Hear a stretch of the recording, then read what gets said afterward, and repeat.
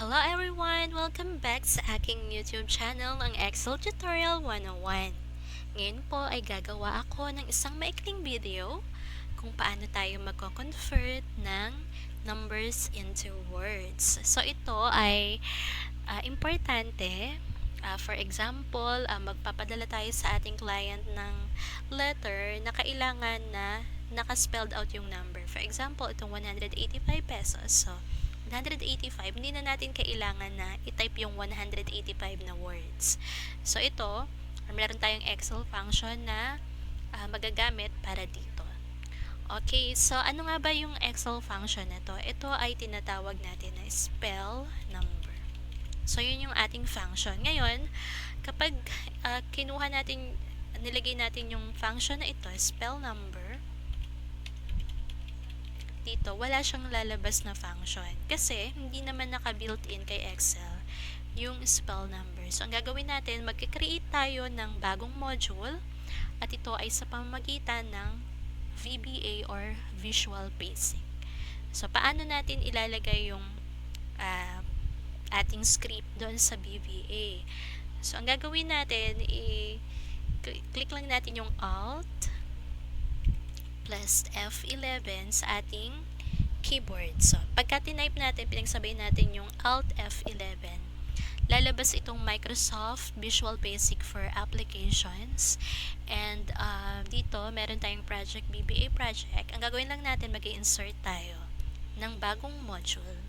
So, dito sa bagong module, dito natin ilalagay ang ating script. At dito, meron na ako sa aking notepad na spell number na peso value. So, ang gagawin ko lang ay ikakopy lang natin to at ipipaste dito. Okay, yan na. Andyan na po siya. Iko-close lang natin. So, naka-paste na po siya dyan. And close natin tong Visual Basic. And then, nandyan na siya. Yung ating Excel function na spell number. So, try natin. Equals spell number. Ayun na po. Lumabas na yung spell number dito. And then, i-click lang natin dito sa A5. So, ito yung gusto nating ma-convert. And then, close parenthesis. And then, enter. So, yan. Lumabas na siya 185 pesos and no cents. So, ang gagawin lang natin para makopy lang siya yung formula dito, ito-drag natin. Ito yung fill handle. Drag lang natin sa baba. And then, lahat na po siya ay na-convert sa ating words. Ngayon, ito po ay naka-peso. So, makikita nyo, 185 pesos and no cents. So, kung gusto nyo naman na dollar, actually, dollar and peso lang po ang aking nandito na script. So, pwede po natin na kuhanin ko lang po yung para sa peso. So, ito yung para sa dollar.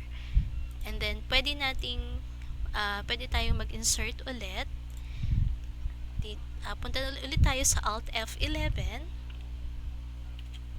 Okay, so insert module. And then, copy lang natin tong spell number na dollar. Okay. Okay, so close lang natin to. And then, copyahin natin tong number na to. Okay.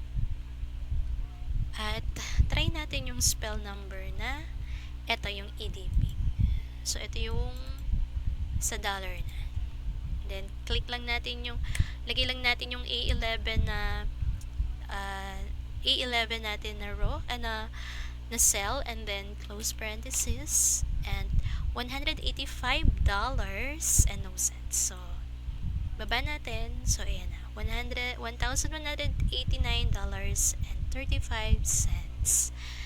So, ayan po.